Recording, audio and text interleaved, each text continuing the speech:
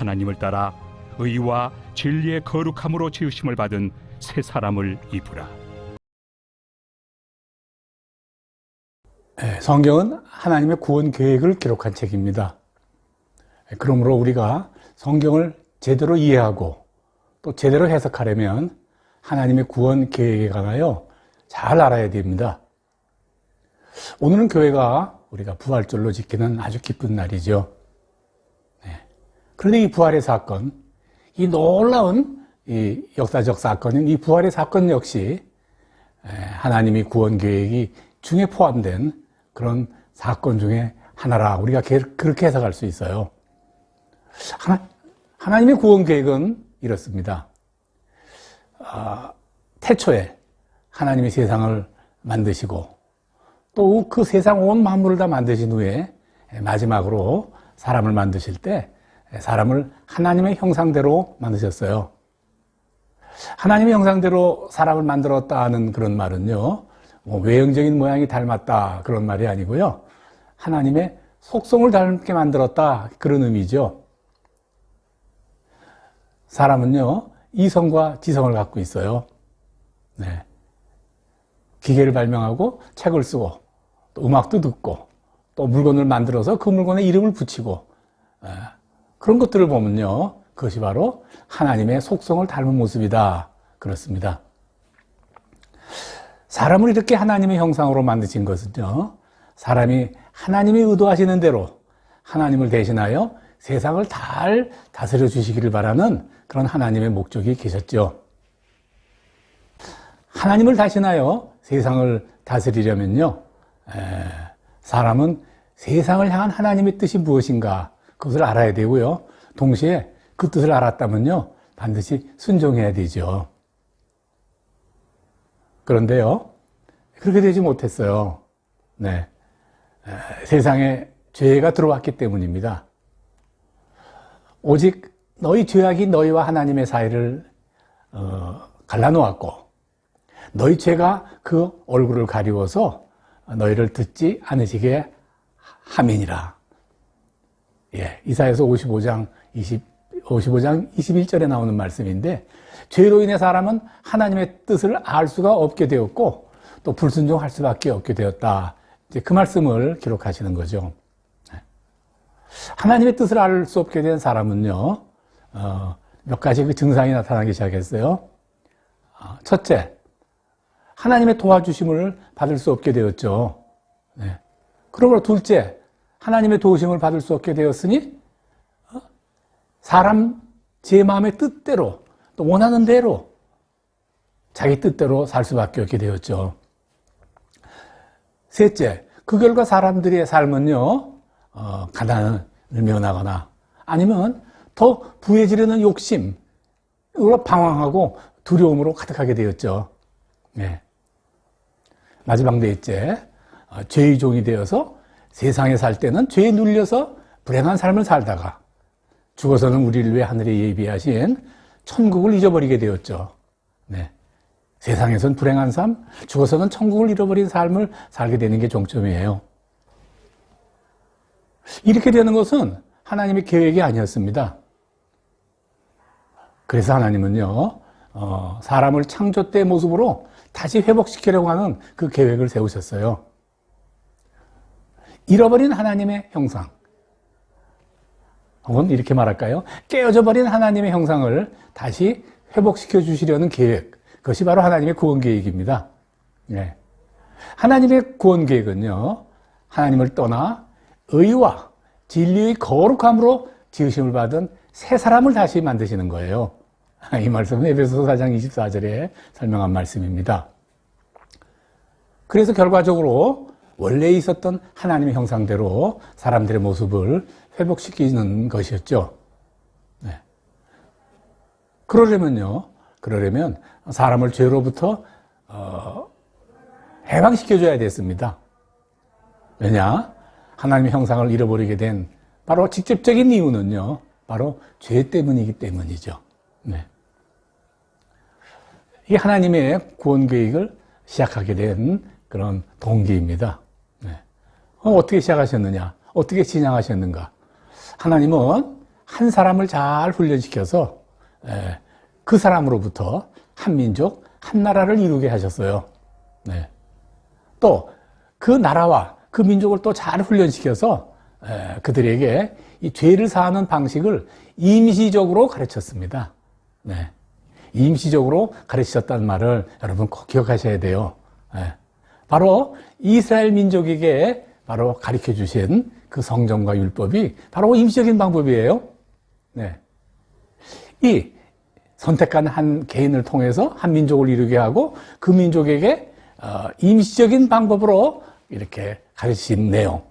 이 임시적인 방법을요, 우리 신학에서는 예표라고 합니다. 이 예표란 사전적으로 미리 알려주는 표징이다. 미리 알려주는 표정이다. 그런 의미예요. 네. 이거 예표란 말씀, 단어, 성경을 해석하는데 이거 대단히 중요한 단어입니다. 네. 그렇게 처음 예표를 드러내는데 선택된 민족이 바로 이스라엘 민족이죠. 참 이스라엘 민족은 복받은 민족입니다. 네. 성경을 통해서 임시로 죄를 사하기 위하여 바로 예표로 가르치신 그 방법 중에 아주 기본적인 두 가지 사항이 있습니다. 이거 꼭 기억하셔야 됩니다. 하나는 희생제물, 대속제물이라고도 하죠. 또 하나는 피 흘림입니다. 대속제물과 피 흘림, 이것이 하나님이 죄를 사하는 구원 계획의 기초예요. 네. 희생제물 혹은 대속제물, 죄 때문이면 죽어야 되거든요. 죄 때문에 내가 죽어야 하는데 내 대신 죄를 안고 대신 죽어야 할 제물, 그것이 바로 희생제물, 대속제물이고요. 근데 그 제물은요, 반드시 피 흘리고 죽어야 됩니다. 피 흘림이 없이는 죄삼이 없느니라고 히브리서 9장 22절에 설명하시는데, 이 말씀은 우리가 성경을 이해하는데 대단히 중요한 말씀입니다. 네. 그런 후에요. 마침내 하나님이 인간으로 직접 세상에 오셔서 예표로 보여주신 징후를, 바로 임시로 보여주신 그 예표를, 그 방법을 실제로 시행해 주셨습니다. 네. 하나님이신 예수 그리스도가 세상에 오셔서 나의 죄를 대신하여 희생제물이 되셔서 죽으시고, 또 죄와 함께 피 흘려 죽으심으로 내 죄를 없이해 주신 것입니다. 죄의 썩은 사망이라 성경의 말씀이에요. 죄의 결과는 죽음입니다. 영적인 죽음, 육체적인 죽음이죠. 그러나 예수님이 오셔서 희생제물이 되시고 피 흘려 죽는 것으로 모든 것이 끝났다면 이것은 죄에 이긴 것이 아니죠. 네. 죽음의 권세, 사망의 권세를 쥐고 있는 죄를 이기려면요, 일단 죄의 권세에 져서 죽더라도 다시 살아나야 이기는 것이죠. 네. 죽었다가 다시 사시어야 바로 결정적이고 온전한 승리를 이루게 되는 것이죠. 할렐루야. 내 죄를 대신 지시고 그 피를 흘려 죽으신 바로 그리스도 예수께서 다시 살아나셨습니다. 오늘이 바로 그 부활하신 날입니다. 네. 부활의 사건, 이 사건은요, 그저 우연히 일어난 사건이 아니고 하나님이 우리의 구원을 위하여 특별히 구원 계획을 세우시고 실행하는 과정의 한 사건이죠. 부활하신 예수님, 그것으로 하나님의 구원 계획이 다 끝난 것은 아닙니다. 그래, 예수님이 부활하시고 그 다음에 어떻게 되는 거야? 우리가 살았으니 어떻게 되는 거야? 이제 나는 어떻게 해야 되는 거야? 무엇을 해야 되는 거야? 그것이 바로 우리의 각오가 되어야 되고요. 하나님의 구원 계획은 거기까지 포함되는 것이에요. 네. 그래서 오늘 본문의 제목은요, 오늘 설교의 제목은 부활 사건은 이제 시작입니다. 네. 부활하셨으므로 그것이 끝난 것이 아니라 이제 시작되었다 그 말이죠. 네. 앞으로 어떤 일을 이루도록 계획되어 있는가? 첫째, 그리스도의 예수의 죽음과 부활을 믿는 모든 사람들에게 성령을 주실 것입니다. 이것은 약속이고 이미 진행 중에 있습니다. 우리 모두는 바로 그리스도의 죽음과 바로 부활을 믿음으로 말미암아 성령을 받은 자들입니다. 그렇게 다 되기를 바랍니다. 둘째, 그 성령 받은 사람들, 바로 우리들이 바로 교회를 세웁니다. 셋째, 그 교회가 바로 예수님이 하시던 일을 이제 이어받아야 됩니다. 그저 우리 뜻대로 우리 마음대로 하는 것이 아니라 예수님이 하시고 싶어 했던 일, 이 세상에서 하다가 남겨주고 간 일, 그 일을 우리 교회가 바로 이어받게 된다면 그 교회에게 하늘의 권세를 주실 것이죠. 이 셋째까지는요, 셋째까지 믿는 자들에게 성령을 주시고, 둘째 성령 받은 자들로 하여금 바로 교회가 세워질 것이고, 그 교회로 하여금 하나님 예수 그리스도의 일을 이어받게 할 것이라는 이 세 가지는 이미 우리가 감당하고 있죠. 네. 과거에 예표를 시행하시며 사용하신 이스라엘이 복받은 민족이다 라고 그렇게 우리가 말할 수 있다면, 이 시대에 성령이 사람이 되어 교회의 한 성도로 살아가는 우리들은 참으로 복받은 자라고 우리가 확실히 말할 수 있습니다. 자, 이제 하나님의 구원 계획의 마지막입니다. 하늘로 가신 예수님은 다시 세상에 오실 것입니다. 그날이 바로 주의 날, 주의 재림의 날입니다. 구원에 이르게 하기 위하여 죄와 관련 없이 자기를 바라는 자들에게 두 번째 나타나시리니, 이렇게 약속하고 계시죠. 네. 다시 오신 주님은 마침내 하늘의 교회와 하나님의 나라를 바로 세우실 것이죠. 사랑하는 여러분, 말씀을 마칩니다. 오늘은 기쁜 부활절입니다. 내 죄를 위하여, 나를 위하여 우리 주님께서 죽었다 다시 살아나신 날입니다. 사망 권세를 이기신 날입니다.